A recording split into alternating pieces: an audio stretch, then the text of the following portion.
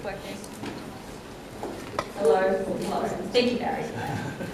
Lovely. Okay, so next we have Danielle, representing the Institute of Community Psychology, Aotearoa. Thank you, Danielle, for coming out here.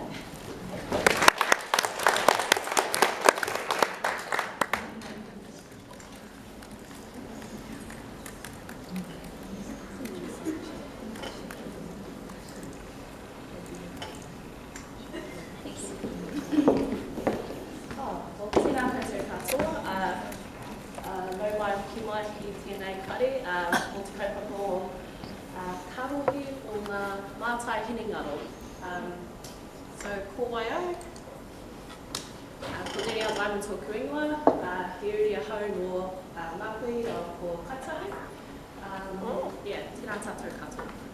So currently I am the Clinical Audit and Evaluation Leader for Mental Health and Addiction Services at Counties Manukau DHB. So that is a really weirdly long title that I hate telling people because nobody wants to talk to me when we talk about audits. So a lot of the work that I do is in the clinical audit space. So that's looking at what are we doing, how well are we doing it, and how can we improve on that.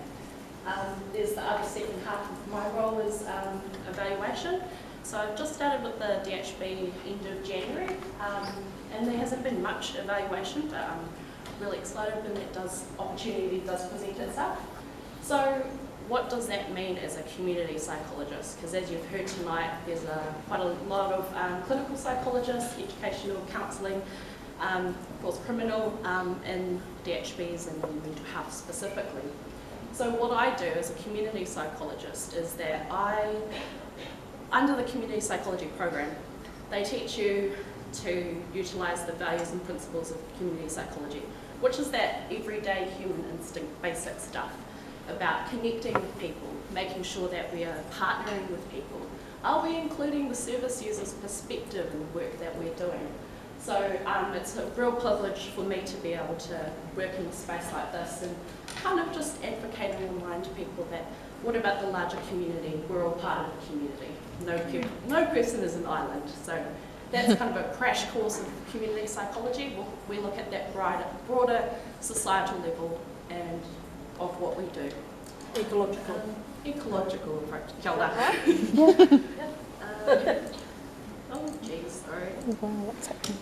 Okay, so crash course, much like the other scopes, particularly Michelle's with the educational, got undergraduate, masters, postgraduate diploma. I've neglected to put, we also do the doctorate program as well, and then after that we can all, of course, register under the general scope of psychology.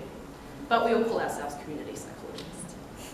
So my internship experience, so typically it takes about 1 to 2 years. I did mine part-time for 2 years, all the way back when in July 2015, intending for it to be 2 years, but much like Michelle, Amanda and others have said tonight, it is a bit of an expensive, exhaustive process. So I started off working at the local charitable trust in Tukuroa, working at child and adolescent mental health. So I was a case coordinator, doing your needs assessments, all that sort of stuff, but then finding out ways to include the supports in people's communities. We can give them the greatest resources, but at the end of the day, they go back home, back into the same homes, same communities, same network of friends and whānau around them. So we try to look at that wider perspective, like the ecological approach. So I enjoyed the work, had a really great team, but I wanted to look at that preventative focus that all community psychologists go into. So I worked for an iwi in Tauranga called Ngāti Ranginui Iwi in a project called Mauri Ora. So it's kind of like health promotion, but we wanted to see how we can try and get projects for whānau. What does that mean for them in order for us to try and increase those health checks and all that kind of good stuff. I was also privileged to be able to do a bit of research and evaluation for the iwi as well. Which kind of brings me to the tips for interns and those looking for work. So sorry, I've kind of heavily focused on the internship year because this is my second year registered, so I'm still quite like, oh, the internship is very much fresh in my mind. So advice for getting in the door. I spoke to a manager at MBIE, Ministry of Primary Industries, Business and Innovation. He said to me that he loves uni grads. He knows straight off the bat that everyone can write and everyone knows how to do reports. So he's really looking for those ones. Even those ones he said that have done the OE, if that's something that you have considered or what have you, it's not going to be a hindrance in his opinion. It's just that extra experience that you guys bring. Research and evaluation. So this is the one that really opened doors for me. Because if you're going to work in the community, if you're going to work for not-for-profits, this kind of stuff is not really funded very well at all. And every organisation wants to know what they're doing, how well are we doing it, and how can we improve on that. So your research skills, evaluation particularly as well, you're an asset, absolute asset. Also presentation skills, you guys have survived them and endured them, so highlight those things when you go for interviews and stuff. And volunteering, so I don't know how many of you are high school leavers, but I didn't really have any work experience to talk about in interviews, so any volunteering that you have done or could do now and talk about them if you're like me in the same position that I was in. So getting the internship, so unlike our my colleagues here, community psychology doesn't really have ministry that we can kind of go to and say, oh hey, what are the internship roles at the moment?